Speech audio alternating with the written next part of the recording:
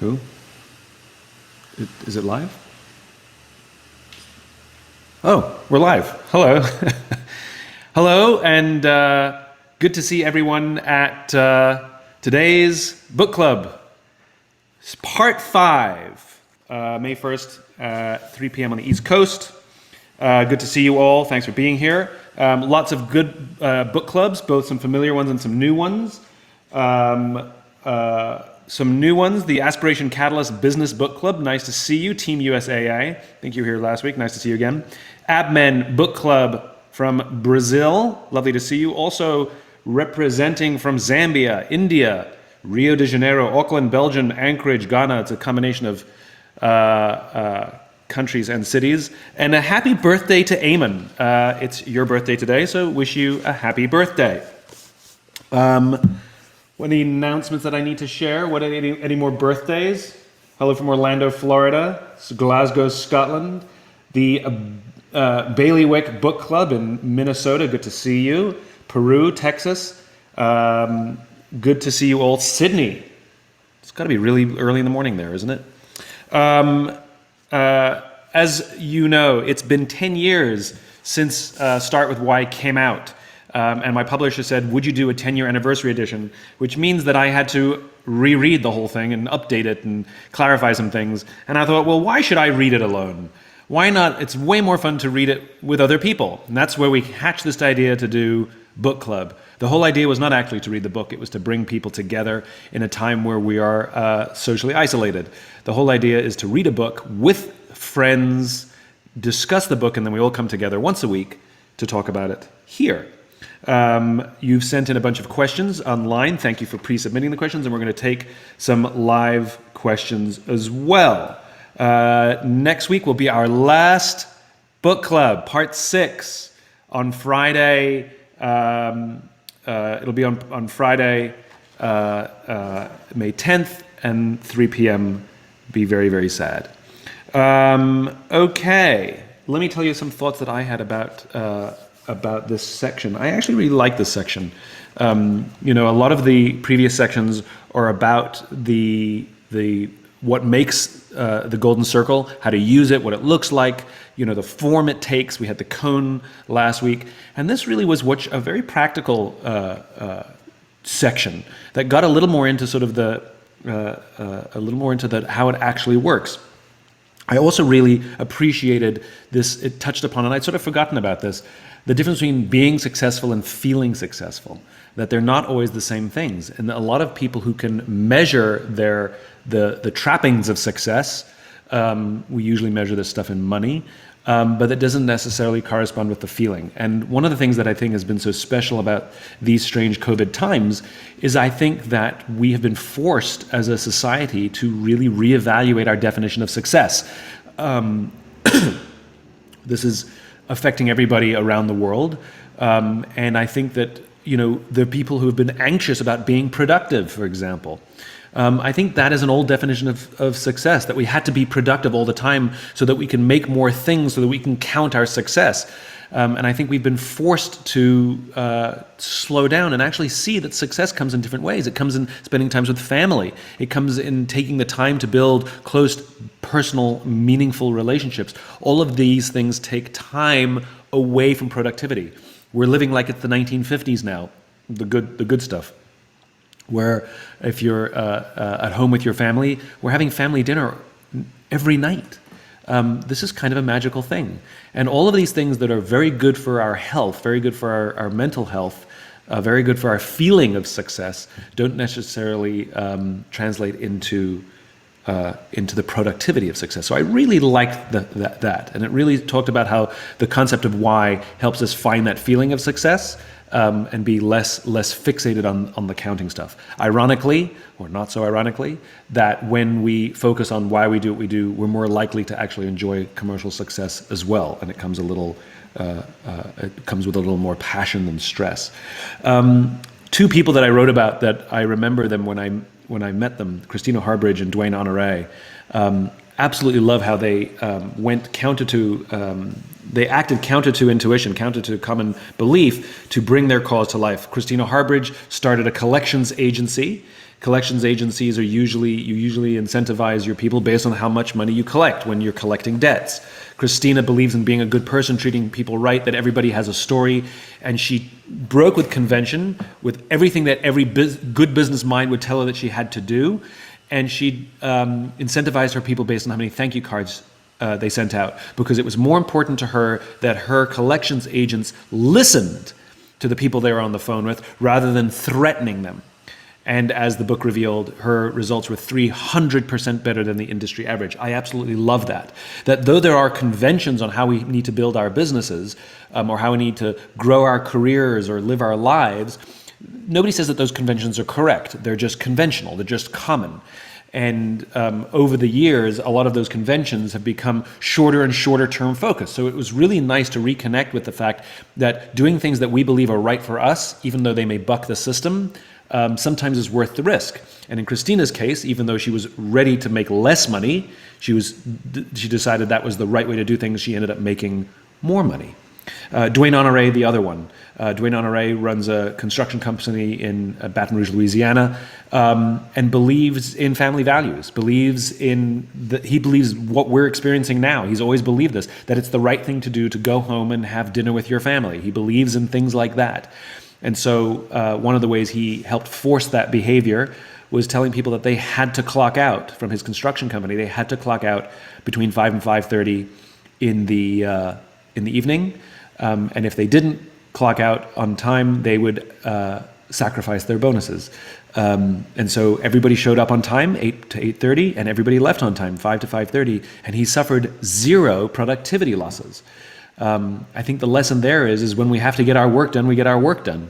And when our bosses and our companies say, we think it's important that you spend time with your family, so you better get your work done before you go home to your family, we get it done. It also, I think, proves to us how much time we waste in a day when we're giving unlimited amounts of time to work. There have been other studies done with executives based on how much time they work. And a group of executives were told that they had to go home. I can't remember the exact time, 6 or 6:30. And the other set of executives could work however long and however late they wanted to, like they always did. And lo and behold, the ones who went home earlier not only were as productive, they were more productive than their late working brethren. So I really appreciated this chapter, and a good reminder of the split. And I think that, again, these COVID times remind us that high-flying financial success means absolutely nothing when there are sudden, unexpected events. And by the way, there are always sudden, unexpected events, not always this grand scale, but there are always things that happen based on marketplaces or new technologies or culture or politics or sometimes what our competition does. And the question is, how do we react?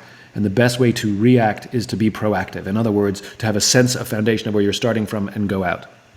I've actually been getting lots of questions lately about this, about how do we pivot our businesses, how do we pivot our careers? And the way to do it is with a giver's heart, which is instead of saying, well, how do we make more money in this environment? Rather, the better way to say is, how do we take all the things we have and bring and find ways to give them to the world in new ways? If we believe we have things of value, how do we share them with the outside world? You wonderful people who've been here on Book Club know that we've been going through this exact pivot. You were the wonderful early adopters, the beta testers of our Jumpstart Your Why course. Thanks for crashing our website, by the way.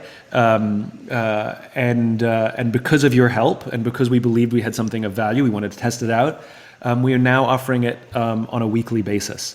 We're really proud of this. We're really proud that we're doing things in a new way, but we're doing them with a giver's heart. And all of the courses that we've now started offering on our website have all been based on the people we've called for help or people who've called us. And it's all the stuff that we have personally found value in.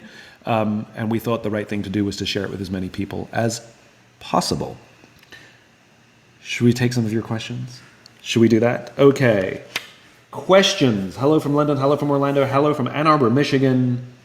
Lots of people here today. Good to see you all. Lots of questions. Okay. Let's where are my list of questions? Here they are. Yeah. Okay. Question number 1. from Rome, Italy, from Elvezio and Christina. Elvezio, did I say that right? What do you do if you co-founded a firm together with a business partner based on a shared why, but after 10 years, your partner seems to have lost the original why? How do you manage the situation, and how do you continue to realize your why if every day you have a different view from your partner? I assume that this is a theoretical question. So theoretically speaking, if you have a business with someone and they have forgotten the reason why you founded it, one of the ways to do it, and by the way, I've gone through this, but one of the ways to do it is to sit down with your partner and say, can we talk about the reason why we started this business together? Do you remember when? And you want to reminisce.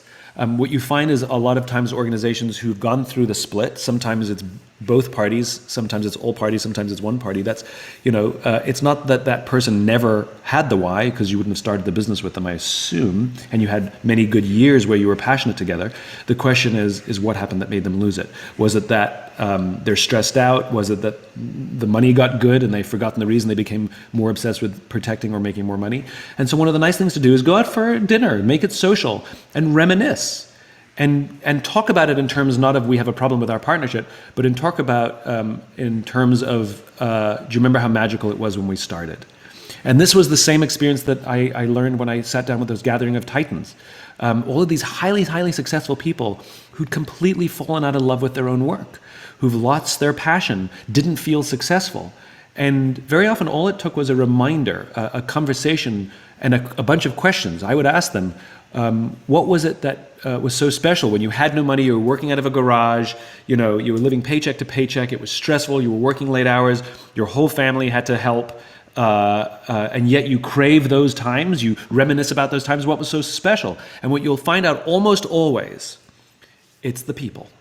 It wasn't the excessive amounts of hard work. It's not that we enjoyed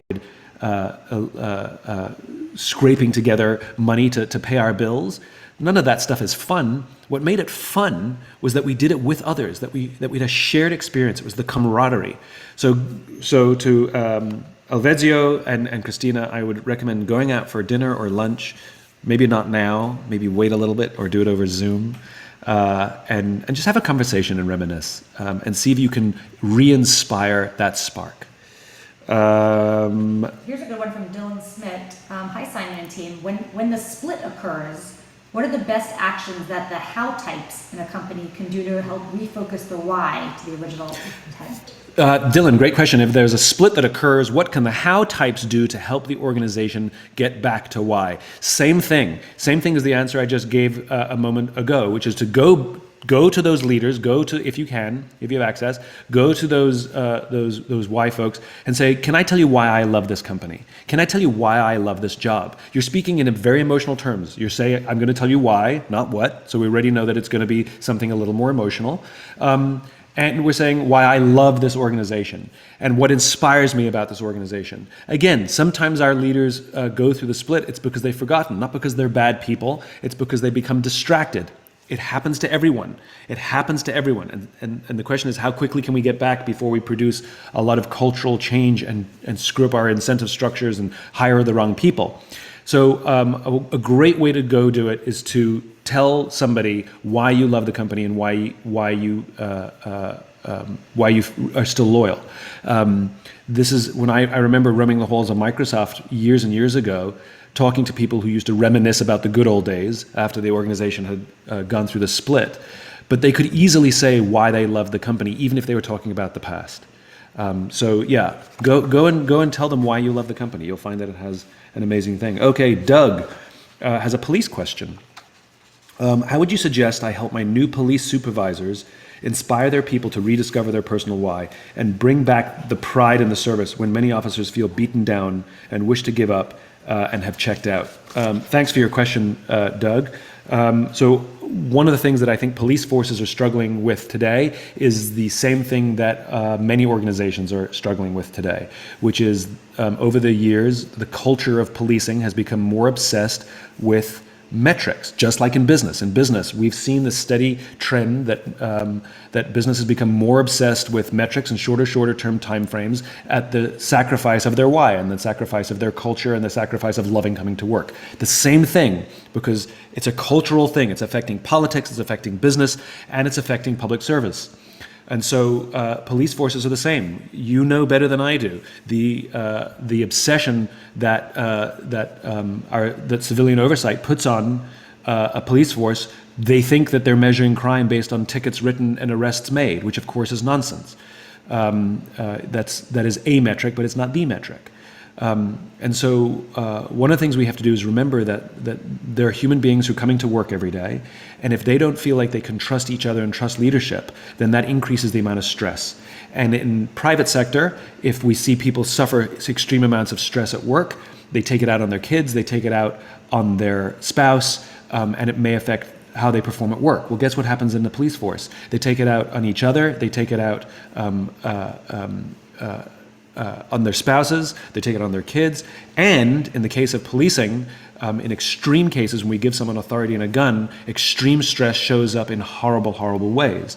And I think we need to have more empathy for the fact that they're going through something that's very similar in other police forces. So I recommend checking out the work of Castle Rock Police Department, Chief Jack Cawley. He's the chief out there. He came into a similar situation, a pretty traditional police force, metrics-driven arrests and tickets written, and he completely transformed his police force. Jack Cawley out in Castle Rock, Colorado. And he focused exclusively on how his officers felt when they came to work. And he's seen a dramatic shift in the culture and the quality of the relationship he has with the community as well. They're human beings, and think about how they feel when they come to work. I hope that helps. Grapevine Book Club. Hello, Grapevine Book Club. Apart from their why, what are universal traits of a good CEO and leader? It is important that a successor come from inside the organization. I get this question a lot. Sort of, what are the characteristics of a good leader or a good CEO? The one, charisma, vision. I know some great leaders. They don't have big Steve Jobs visions. I know some great leaders that they don't have tons of energy when they're bouncing down the halls. We redefine charisma versus energy in this book. That charisma is undying belief. They definitely all have that. But the one characteristic I'm very comfortable saying that every great leader that I've had the opportunity to meet or learn about, they all share, is courage. Because it is very hard to be a good leader. It comes at great personal sacrifice. Sometimes the benefits are not realized for a long period of time. It's a lot like exercise. That when you're working out or eating healthy, you don't see the results on a daily basis, but you have to have the discipline to commit to the process. And good leadership is the same. You have to have the discipline to commit to the process, even if the results are not obvious immediately. Especially when there's tremendous amounts of pressure, sometimes internally even, to do the short-term thing, to do the expedient thing, as opposed to doing the right thing. So it takes tremendous courage. And the other thing is integrity. Because courage without integrity is a scary thing. It's the having integrity and staying true to the cause and ethics. We're seeing this happen right now. In the United States, our government has given out small business loans, PPP loans, to help small businesses stay in business. And what we've seen is a huge number. I read a report this morning, $1 billion has been given out to public companies, some of whom are highly successful organizations who have other means of raising monies to help them stay afloat. And the party line from every single one of those companies who should not have accepted those loans or even applied for them is that we were just following the rules and the law allowed us to. Well, that doesn't mean it was ethical. Just because it was a hastily written rule, a hastily written law where they didn't consider all of the components, just because the letter of the law allows you to, doesn't mean you should. That's what integrity looks like. When you look at it and say, we could apply, but we're not going to because it would deny people who need it more than us from getting it. So I think it's despicable that companies that have applied for the PPP loan who did not need it and did not deserve it did it anyway and claimed that they weren't breaking any laws. I wrote a whole chapter about that in The Infinite Game, about ethical fading, and unfortunately we're seeing it out live. So courage, integrity. And is it important for the successor to come from inside the organization? No, not at all. You're more likely to get someone who believes in the cause and who understands the culture and who is driven by the cause if they have come up through the company. It's more likely, but it's not a necessity. You can absolutely have people come from outside the organization. What's essential is that whatever they were doing prior has a similar cause or a similar belief set as to what they're doing now. So for example, let's say Southwest Airlines was looking for a new CEO. Where should they look? Of course, internal. A lot of their people have come up through the ranks, but they don't have to. And so what's traditional is they'll go and look in the airline business and they'll go hire some former airline executive and make them the CEO of their airline. But the cause will be different because not all airlines run like Southwest Airlines. They are more likely to get a better CEO at Southwest Airlines if they hired somebody from Dunkin' Donuts, for example, because they're both everyman companies. They're both who believe in power to the everyman, to the average working stiff. And being the champion for the common man, like you're more likely to get the belief set, and they'll learn the airline business. It's a whole company filled with people who understand the airline business. What we need at the top is somebody to lead the cause. So they don't have to come from inside, but if you go outside, you have to ensure that they are devotees to the movement. I like this one. The Hague Birds Book Club. I have been to Den Haag, and it is very pretty there. So the Hague Birds Book Club asks, what can management do if their shareholders with hire and fire powers define success as cash in the next quarter, while employees and customers who transform the why into what's that matter for daily life define it as positive impact? Well, that goes back to courage again, doesn't it? What can management do if the shareholders with hire and power define success as the short term? There is safety in numbers, and if one manager attempts to stand up to the shareholders, that manager will very likely lose their job. But it's very difficult to fire the entire management team, especially when you're preaching a cause of doing the right thing and doing something for the long term and believing in the long-term integrity, stability, and resilience of the organization. Because we are in a very good time right now for these kinds of messages. During the 1980s, we could not have gotten away with this. But for a management team to stand up and say that shareholders are preoccupied only with short-term gains, and we believe that the shareholder will benefit more if they allow us to build a strong, stable company as opposed to just milking it for the short term, and we believe this is the right thing to do in business, if they're willing to do it in together, if they're willing to stand up in numbers, it makes it more difficult for them all to get fired at once. It also is embarrassing for the shareholders, but this is for shareholders to do that. But unfortunately, this is what happens when we have, what are they called? No. The kinds of investors that come in and screw everything up.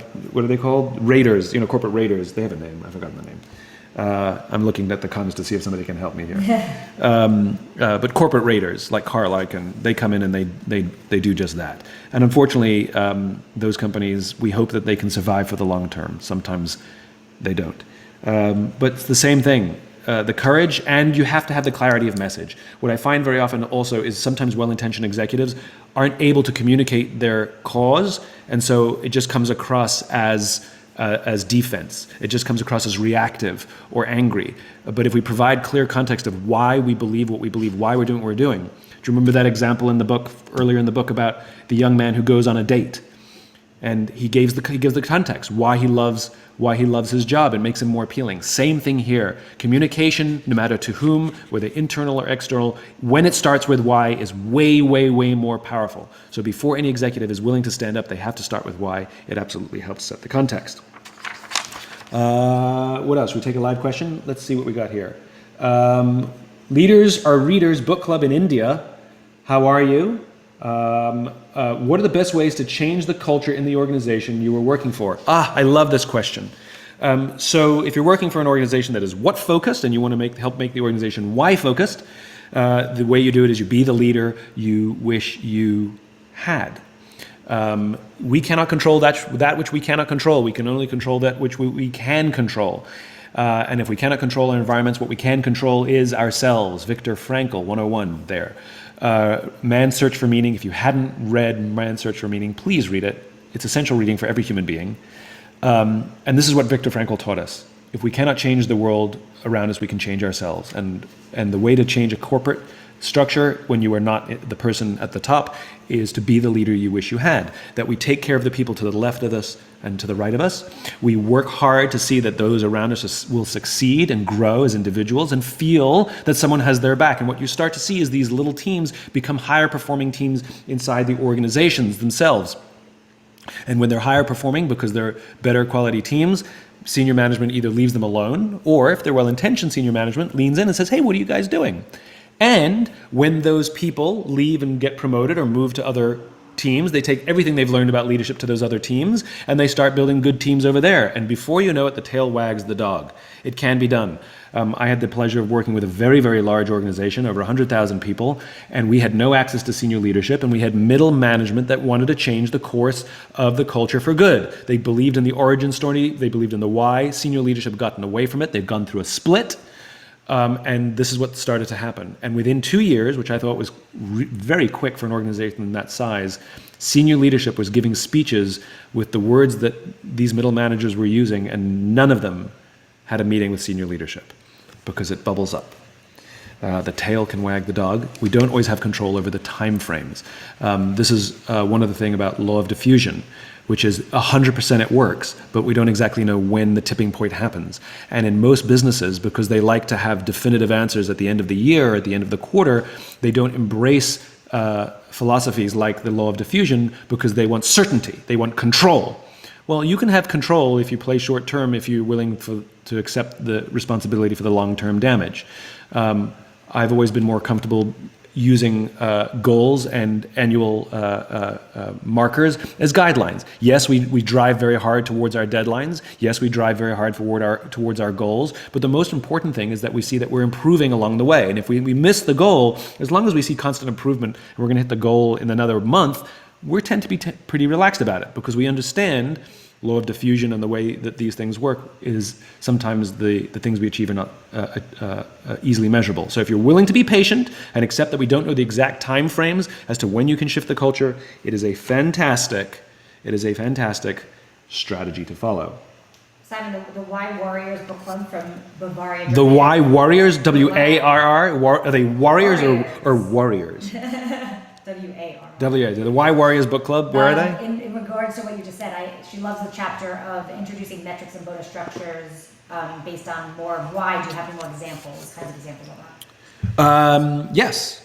About organizations that give, the question was, any more examples about organizations that change their incentive structures based on why versus what? Well, Doug asked the policing question. Castle Rock Police Department in Castle Rock, Colorado, Jack Cawley changed the way he incentivized his officers. Instead of based on arrests or tickets written, it's based on problems solved, because he wants them to solve problems one by one. So I'll give you an example. There's a lot of car accidents in a particular intersection. This is a true story. The way a traditional police force would handle it is they would go and put an officer by that intersection and give out more tickets. That officer would get a reward because the tickets went up, but will they actually stop car accidents? No, of course not. Maybe only for the short time when the officer is standing there giving out tickets. But because Chief Cawley said, I want you to solve problems, not just write tickets, the officers went at it with a completely different point of view. Instead of trying to just put a Band-Aid on it, they thought, what can we do to solve the problem? They reached out to the Department of Transportation. Officers don't usually reach out to the Department of Transportation, and they arranged to put stop signs in. So they put stop signs in. Unfortunately, they wrote no tickets now, so that metric plummeted, but they stopped the car accidents. They dramatically reduced the number of car accidents in that intersection. They got a bonus, they got a reward. They got recognized for solving a problem. That's a good example. There's a company that gives bonuses, that evaluates bonuses based on contribution to culture and contribution to revenues, 50-50. Next Jump in New York City. So if you're only a revenue-driven person, if you only care about the money, they'll give you 50% of your bonus. If all you do is walk around every day making sure everyone's okay, they'll give you 50% of your bonus. So they want people to be doubly concerned with taking care of the culture, but also protecting the longevity and the financial stability of the organization. Barry Waymiller, a company I've written about a lot. There's a lot of, they have something called the SSI program, where what they do is completely voluntary. People submit, they nominate their colleagues and coworkers for recognition. And the standard is that these people uphold our values better than anyone else, and we aspire to be more like them. It's not done by leadership. It's not a top-down evaluation. It's across the board. It's voluntary, and a group of volunteers take all the nominations, read all the nominations. They're essays. They're not just like, I nominate Steve, right? They're full essays, and they go and meet all the people to see what they're like, and then this committee will choose someone who they believe best embodies the company's values and who we all want to be like. They have a big event where they invite all employees. Everybody stops working for this moment, and they announce who we all want to be more like, who embodies our values most. They read some of the letters that were written in. There's always tears, and they bring their families in, their parents, to come and they sneak them in secretly. So when they announce the winner, the family's brought in to see the kind of child that they raised. There's always crying, there's always tears. But the reason they do this is because this company believes it's a culture where we take care of each other. It's a culture where we recognize each other, and it's a culture of camaraderie and teamwork. And so they needed to have an effective peer review system to recognize that, not just top down, where one person says, you're a good evaluator, you're a good representation of our values. We don't know. Maybe they just manage up really well. So that's a good one. Simon, you're getting lots of questions about banana. Maybe you should explain. About my banana T-shirt. Okay, so these came from our tour. I'll tell you why we did them. So we have a thing when I was on the Mindset tour, we have a Q&A. And sometimes what happens when you do live Q&A with an audience is some people mistake asking questions to giving soliloquies. And so we needed a nice way, a polite way to say, can we get to the question, please? Or if they've asked the question, but they keep asking it, to sort of to interrupt. We've all had this experience where we've been in a meeting and somebody makes a point and we all understand and they just keep talking and talking and talking and talking. And we're all sitting there and none of us wants to interrupt because we don't want to be rude, but they're just going on and on and on and on and about at the same point that we all already understand. Well, in our company, we came up with this idea of banana. So when someone is talking about something completely unrelated to the meeting we're having, or if they're going on and on and on about something that we already understand, somebody in the room will go, banana, which is just a polite way of saying, can you stop talking, please, we understand. And so we thought it would be really fun to have T-shirts made that say banana to remind people, I understand, I get it.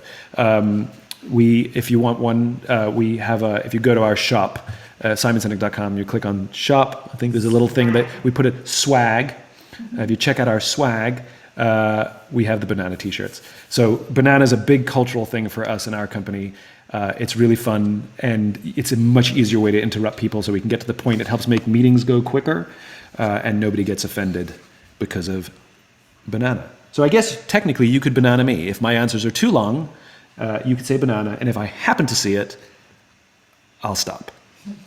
Okay, banana. Let's move on. You understand.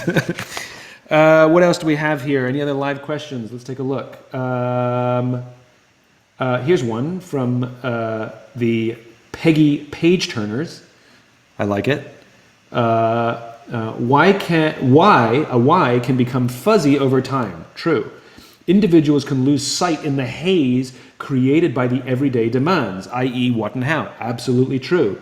How do we reaffirm why, even if we haven't realized that the connection has been lost?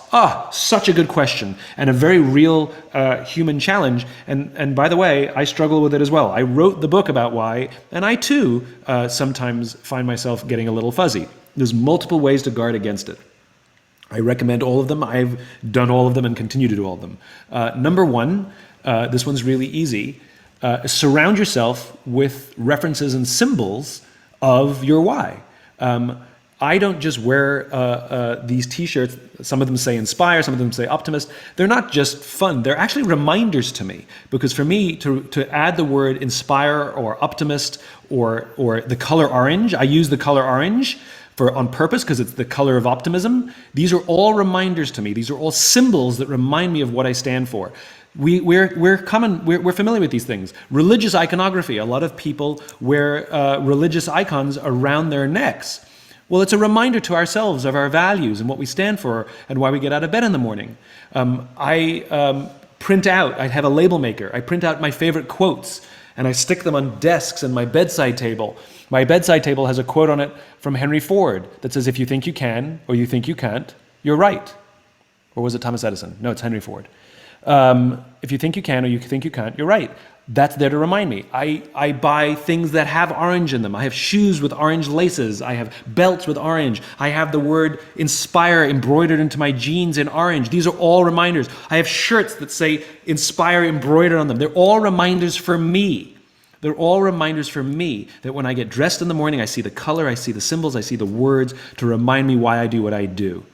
The other thing you got to have is really close relationships with people who care about you, so that if you're going a little bit hazy or fuzzy, somebody says to you, I think you're off your game, or there's something different, or there's something wrong, or this is not like you.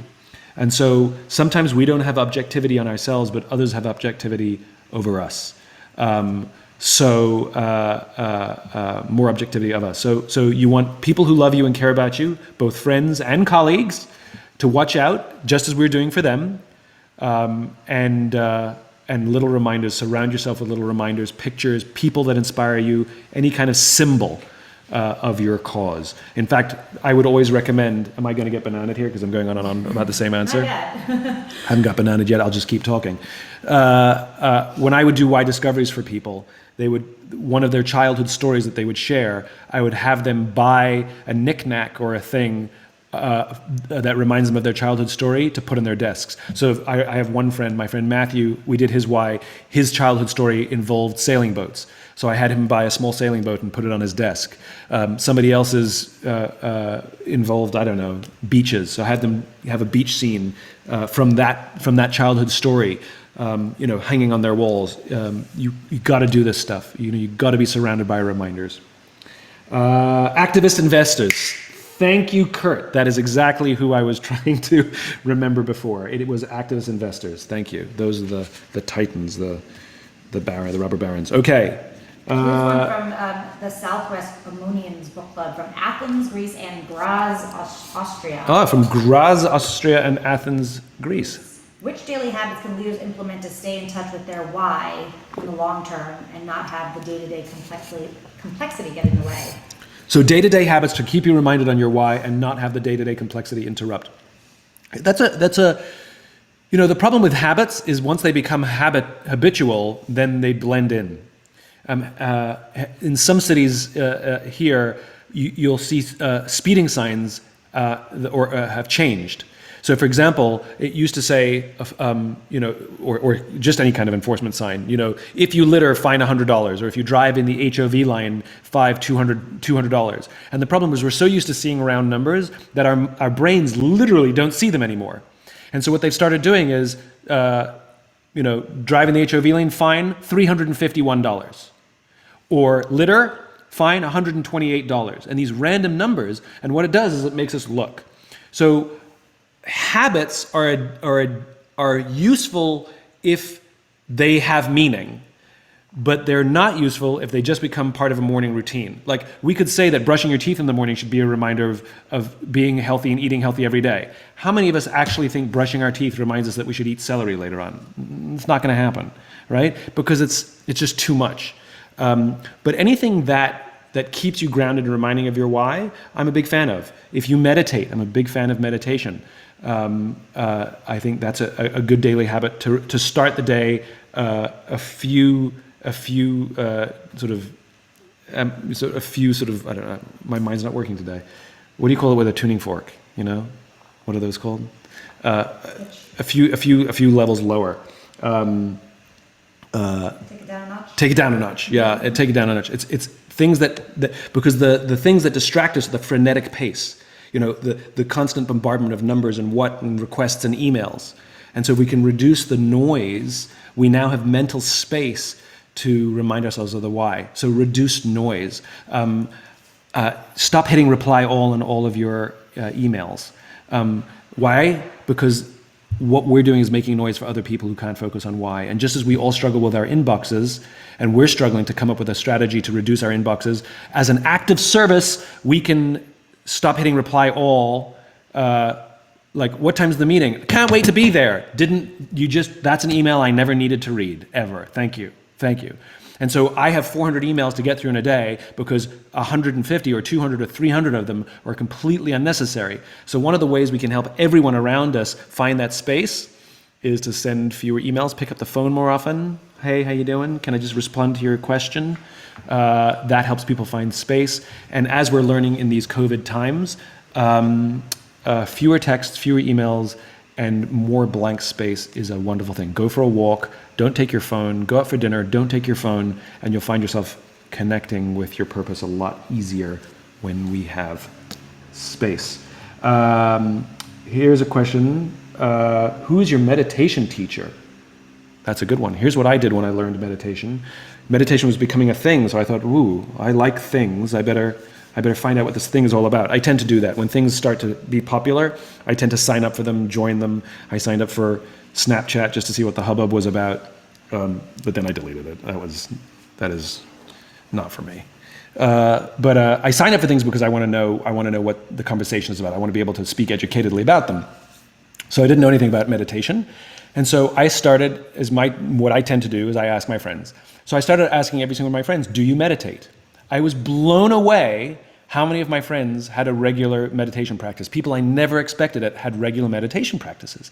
And so I'd ask them all, what do you do? How do you meditate? Because I tried the apps and I tried things that didn't really work for me.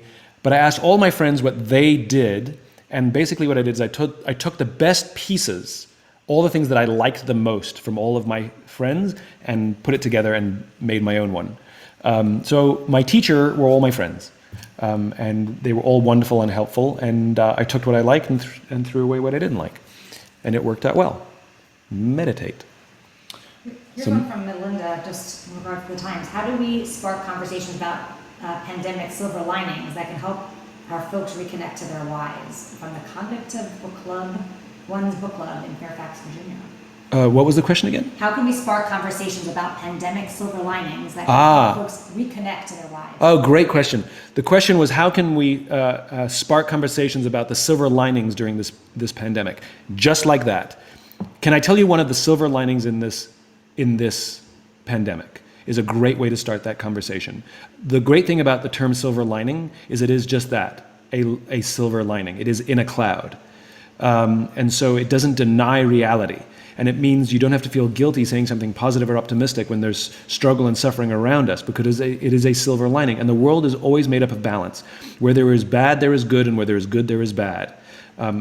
Nature abhors a vacuum, and there's always opportunity in tragedy, and there's always hubris and blindness that comes in success as well. And so I've been doing this a lot with people, and for anybody who follows me on Instagram, I've made a decision that my Instagram feed and the things that I post won't be educational. In other words, I didn't post any videos about how to wash your hands. That's important, but lots of people are doing it, and that message will get out somewhere else. I decided that what I will do is share those silver linings, little nuggets that I've seen or come across that I think help remind us that there are some good things that are coming out of this. And here are some of the good things. Relationships are getting stronger in some cases. We're reconnecting with people we haven't talked to in a while. We're having conversations over the phone. There's tone of voice. And we're reminded of the value of family. We're reminded of the value of space. We're reminded of the value of patience. We're reminded of the value of each other. We're also reminded of the fragility of our economies, our countries, our life itself. And I think whenever human beings suffer tragedy, whether it's personal tragedy in our families or international tragedy, global tragedy like this, I think we're reminded that life is short, and to savor every single day, because who knows what's going to happen literally tomorrow. This was so sudden, and I hope that the lessons we're learning last. My fear is that we'll forget them, but I think it is important for us to share silver linings with each other, and to start just that way. Do you know the silver lining in this cloud? And then say it, because it's a beautiful thing. And I've had some online dinner parties with a couple friends, and one of us did that, and the whole conversation was positive.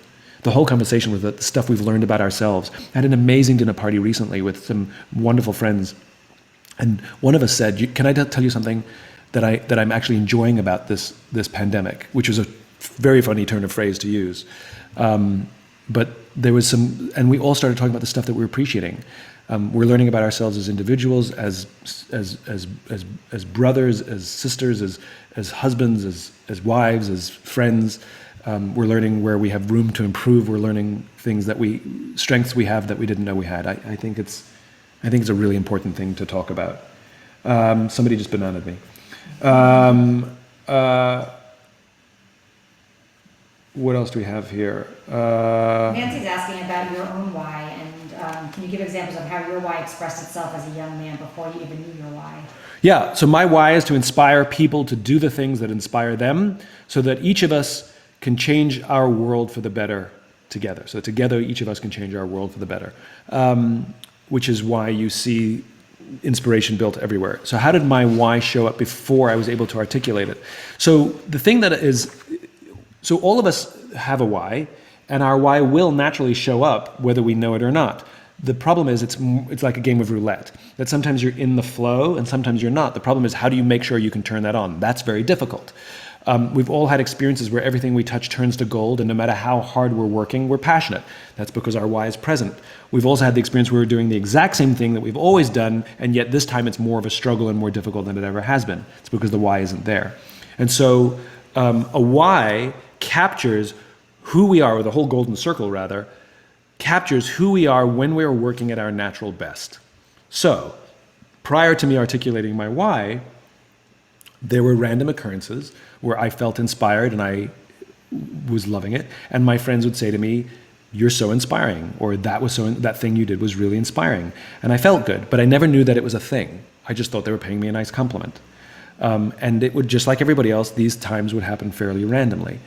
Since I've been able to articulate my why, I know that that's a thing that I'm supposed to focus on. It's a thing that I'm supposed to build what's out of. So no matter what I write, no matter what what it says on our website, no matter what it says on my T-shirt, no matter, it says banana, but it's in orange, and we got our little flame on the back. You can't see it, but it's our little flame that ignites on the back.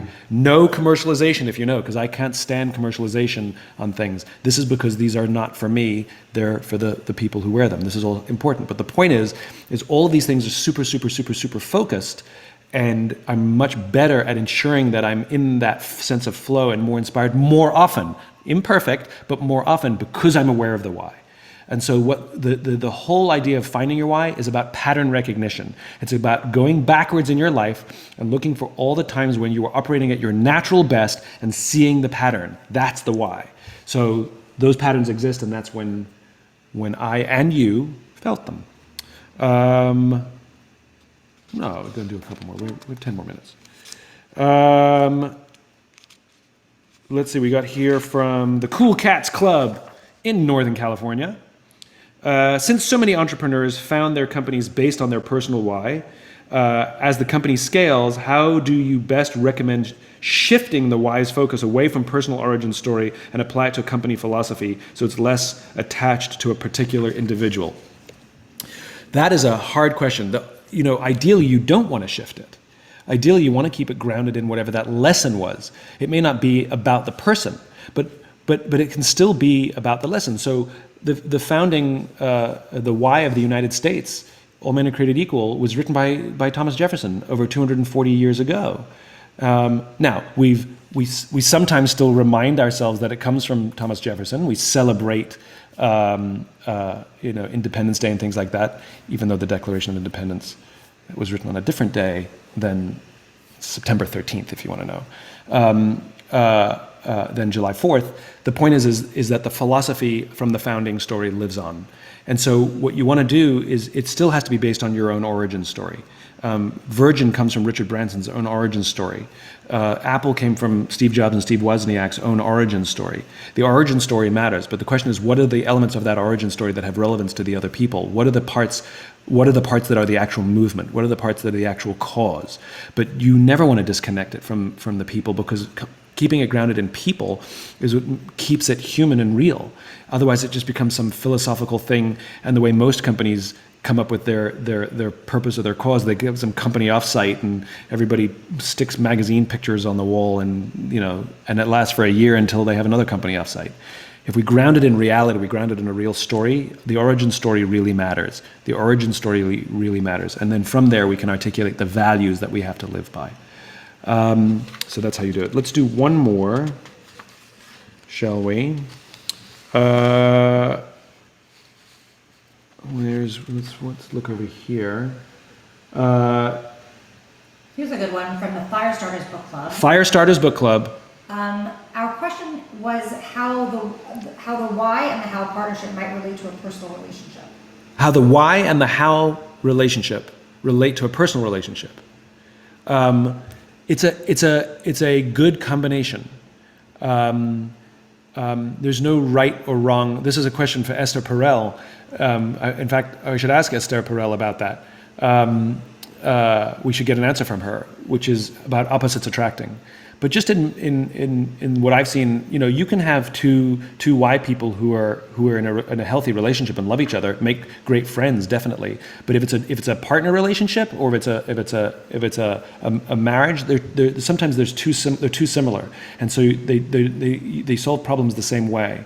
And that means you don't get alternative points of view. And same with two how types. They may be highly functional and highly structured, but in a business relationship, you don't have that wonderful push me, pull you that you need. It's the tension between the why and the how. There's somebody who's trying to pull forward to the distant vision, and the other person is like trying to keep it grounded and keep things practical. It's the tension that makes it work. Because if it's too down here, it slows things down or doesn't go anywhere. And if it's too up here, it's not going to last. There's no structure, there's no stability. And so it's the magical tension. And you see this in successful marriages as well. You see a Y type and a how type as well that work really well together. One person who's really good at paying all the bills and sitting down and doing all the numbers, and one person who's a little more creative and a little more sort of doesn't want to touch the bills because they'll screw it up. And you see the division of labor tends to go across the party lines, across those characteristic lines. Somebody who will take care of, I'll do the research on which car to buy. You come up with a fun game to play with the kids. You tend to find those are very successful partnerships. Again, I said this in the last section. Nobody's purely one or purely the other. We're all combinations of all of it, and it's finding a nice balance. But definitely in a business relationship, even if it's a business of two people, you'll find that partnership is way more productive if there's somebody who lives in the clouds, and somebody who keeps their feet on the ground. Thank you very much for joining again. I do enjoy these so much. I look forward to them, and it's been fun to read. It's been fun to read Start With Why with all of you. Just to wrap up really quickly, I'll just remind everybody, yes, that was the doorbell. Next week is part 6, the final part. We had the wrong date before, so it's okay. It's Friday, May 8th. Same bat time, same bat channel here on YouTube, 3 p.m. Eastern. It's the last chapter of Start With Why, one of my favorite stories in there of the whole book about Ben Coman. Can't wait to read it. It's been years since I've read it. Remember why we did this. We did this not because we're reading a book. We did this because we wanted to do something with each other. The most important thing is not that you read. The most important thing is that you have a book club and that you're doing something together, that you're talking about something that's keeping you focused on the future and something fun to do. And then we all just gather here to reinforce the fact that we're doing something together.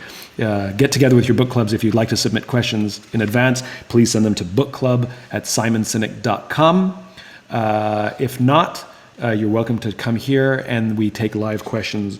Also, if you've missed any part of this, want to rewatch any part of it or show any of it to any friends, we repost these book clubs in their entirety on our YouTube channel. youtube.com/Simon Sinek. It's all there. You can enjoy it. I think that's all the notes I have here. As I like to close all of these things, thank you for coming. It's a joy. Please take care of yourselves. Please take care of each other. And I look forward to seeing you next week. Talk to you soon.